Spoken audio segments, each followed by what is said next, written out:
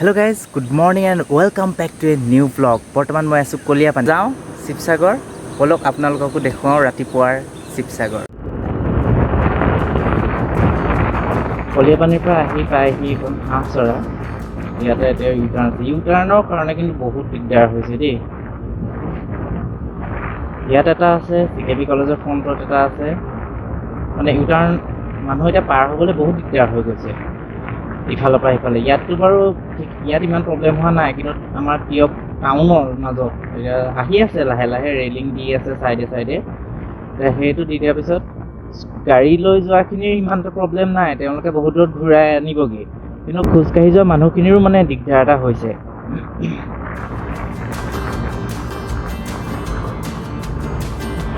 ৰ'দটো অলপ অলপ ওলাইছে আৰু বাজিছে এতিয়া সময় 5:25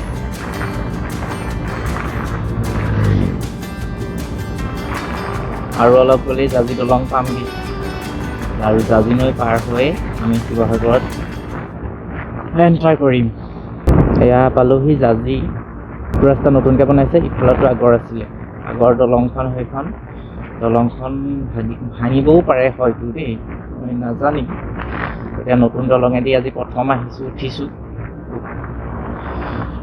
আৰু সৌখন নতুনকৈ বনোৱা ফ্লাইঅভাৰ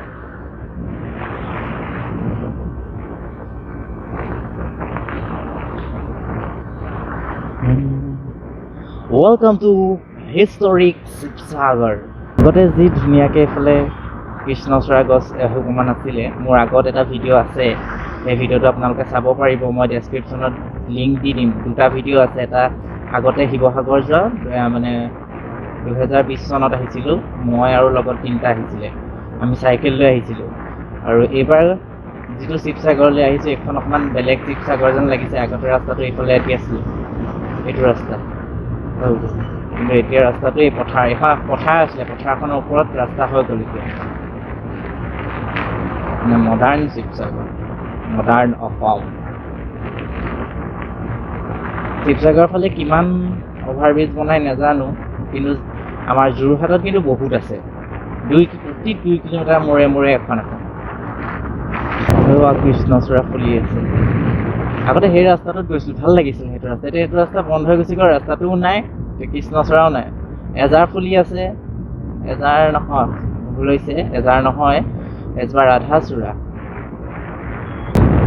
মাজৰ যিটো ডিভাইডাৰ তাত যিবোৰ গছ ৰুই আছে সেইখিনি যেতিয়া ডাঙৰ হ'ব তেতিয়া ৰাস্তাটো আৰু ভাল হ'ব বহুত ঠাইত ভাল ভাল গছ ৰুই আছে ধুনীয়া লাগিব তেতিয়া আহি আৰু ভিডিঅ'টো যদি এতিয়ালৈকে চাই আছে শেষলৈকে চাব যদি ভাল লাগে কিবা এটা কমেণ্ট কৰিব বেয়া লাগিলেও কৰিব আৰু কেনেকৈ ইমপ্ৰুভ কৰিব পাৰিম সেইটো ক'ব যদি নতুনকৈ চেনেলটো চাইছে তেতিয়া চেনেলটো ছাবস্ক্ৰাইব কৰি দিব অলপ দিনৰ আগতে আহোঁতে ৰাস্তাটো বৰ এটা ভাল নাছিলে কিন্তু এতিয়া বনাই আছে ৰাস্তা ভাল হৈছে আৰু এতিয়া মই কথা কৈ আহিছোঁ যিহেতু চলায়ো ভাল লাগিছে আৰু গাড়ী কম মই সেইটোৱে বিচাৰি আছোঁ বহুত দিনৰ পৰা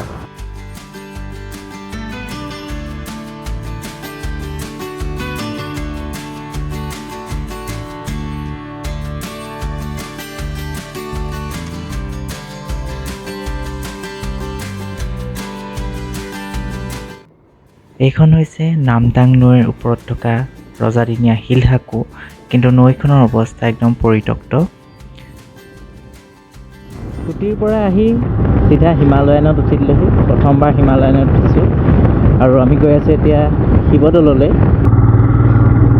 অথনি আৰু ভিডিঅ' কৰা নহ'লে ধূলি ৰাস্তা বেয়া আৰু কিনকিনকৈ বৰষুণো আহিলে সেইকাৰণে মোবাইল খুলি জাপত ভৰালোঁ বৰষুণ ভিডিঅ' আৰু নকৰিলোঁ এতিয়া ব'লক হৈছে ৰুদ্ৰসাগৰ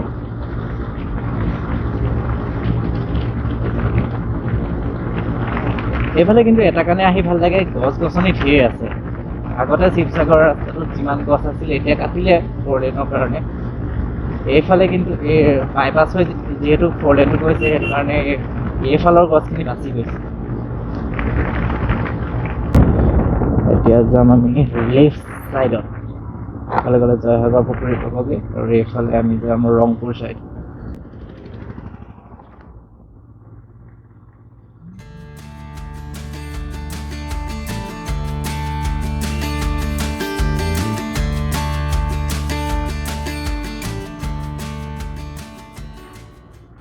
ৰাতিপুৱা সময়ত গছ গছনিৰে ভৰা এটা ৰাস্তাৰ মাজে গৈ বহুত ভাল লাগে আৰু সেইকাৰণে মই আজি আহিছোঁ এই পুৱাৰ শিৱসাগৰ ভ্ৰমণত। সন্মুখত আছে ৰাধাচূড়া।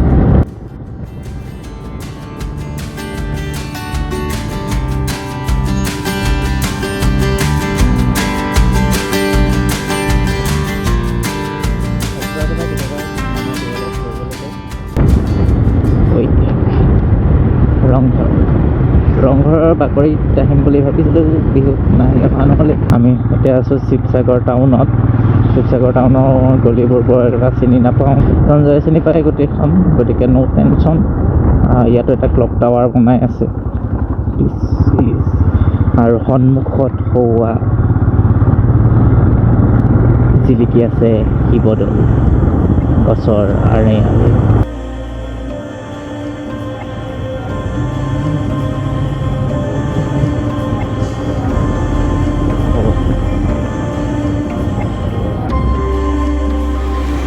তো এয়া হৈছে শিৱদৌলৰ পৰিৱেশ।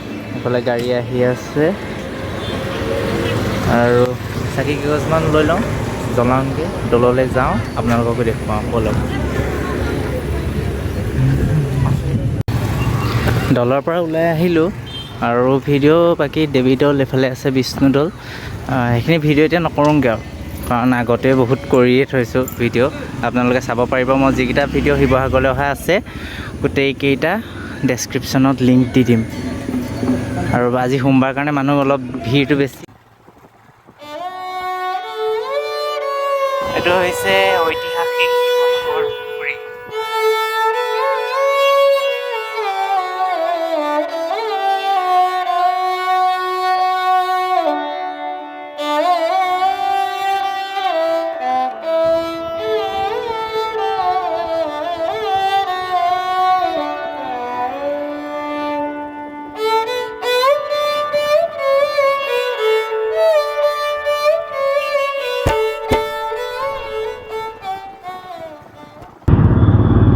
আমি আছোঁ দিখৌনৰ ওপৰত এতিয়া।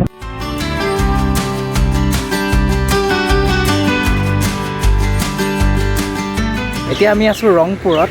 এয়া হৈছে ৰংঘৰ। ৰংঘৰলৈ খালি এতিয়া সোমাব নোৱাৰিম, মানে সোমোৱাৰ টাইমটো অলপ দেৰি পিছত আছে, কিন্তু পৰিৱেশটো বহুত ধুনীয়া হৈ আছে। ভিডিঅ' যেতিয়াৰ পৰা কৰিছোঁ ৰংঘৰত ভিডিঅ' কৰাহি নাই। এদিন আহিম। এইটো সঞ্জয় বহি ৰৈ আছে। ভাৰতৰ জাতীয় পতাকা ইয়াত উৰি আছে, কিন্তু ভাল লাগিছে। এই ৰংঘৰ প্ৰজেক্টটো যে, তাত কি কি হ'ব?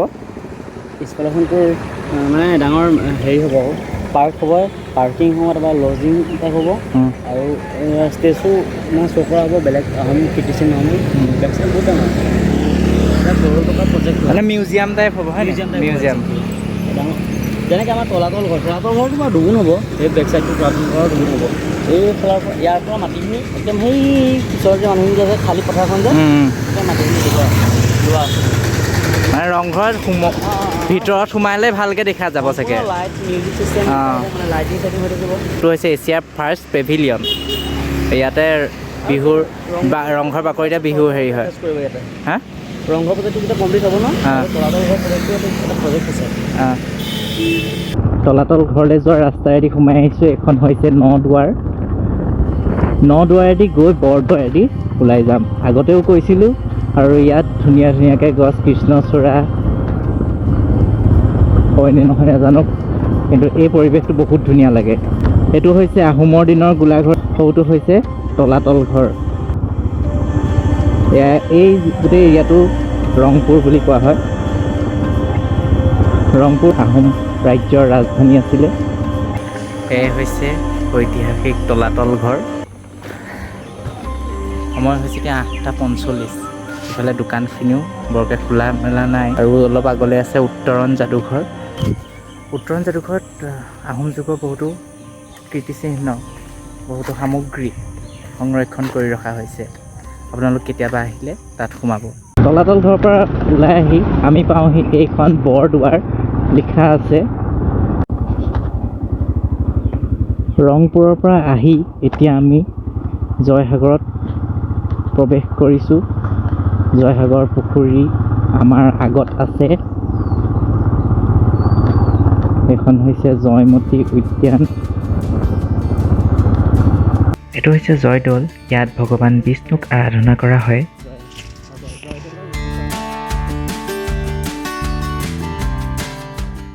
এইবোৰ হৈছে শিৱসাগৰ বিশ্ববিদ্যালয়ৰ কিছুমান হোষ্টেল, হয়তো গাৰ্লছ হোষ্টেলেই। এয়া হৈছে জয়সাগৰ পুখুৰী আৰু কাষতে আছে শিৱসাগৰ বিশ্ববিদ্যালয়। এইটোৱে হৈছে অসমৰ আটাইতকৈ ডাঙৰ পুখুৰী, জয়সাগৰ পুখুৰী। এইফালে আছে ৰুদ্ৰসিংহ পাৰ্ক আৰু এইফালে আৰু দৌল দুটামান আছে। এইটো হৈছে জয়দৌল।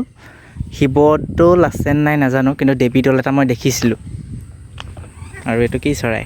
কাম চৰাই।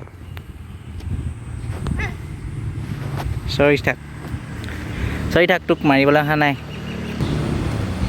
বহুত ধুনীয়া পৰিৱেশটো।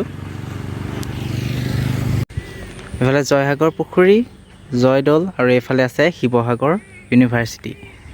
আগতে শিৱসাগৰ কলেজ আছিলে, এতিয়া শিৱসাগৰ ইউনিভাৰ্চিটিলৈ উন্নীত কৰা হ'ল।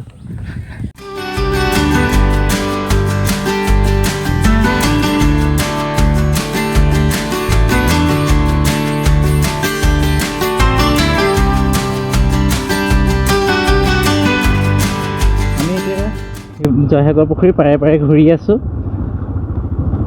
মই অথনি কোৱাত ভুল হৈছিলে, এইটো পাৰে মানে ৰুদ্ৰসিংহ পাৰ্ক নাই, ৰুদ্ৰসিংহ পাৰ্ক সৌ তাত আছে।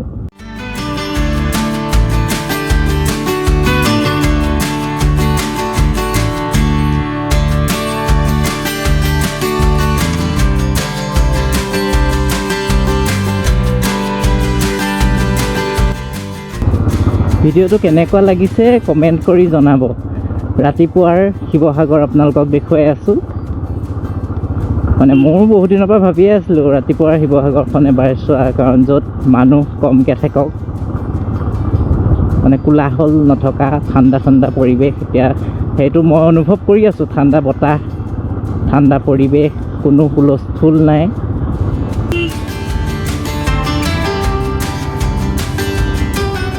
কৃষ্ণচূড়া গছে কিন্তু পৰিৱেশ এটা বহুত ধুনীয়া কৰি দিয়ে। কৃষ্ণচূড়া, ৰাধাচূড়া।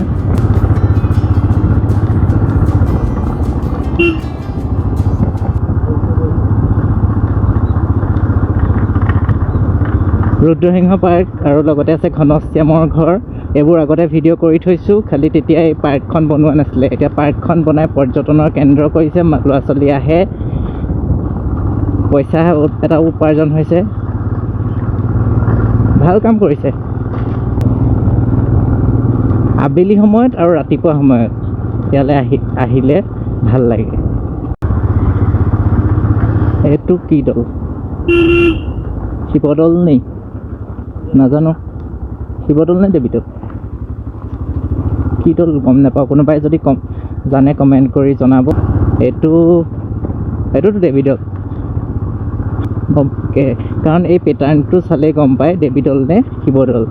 আকৌ জয়মতী উদ্যান পাই গ'লোহি। এই ভিডিঅ'টো ইমানতে শেষ কৰিছোঁ। আশা কৰোঁ ভিডিঅ'টো ভাল পালে। যদি ভিডিঅ'টো ভাল পালে তেতিয়া ভিডিঅ'টো লাইক কৰিব, চেনেলটো ছাবস্ক্ৰাইব কৰিব।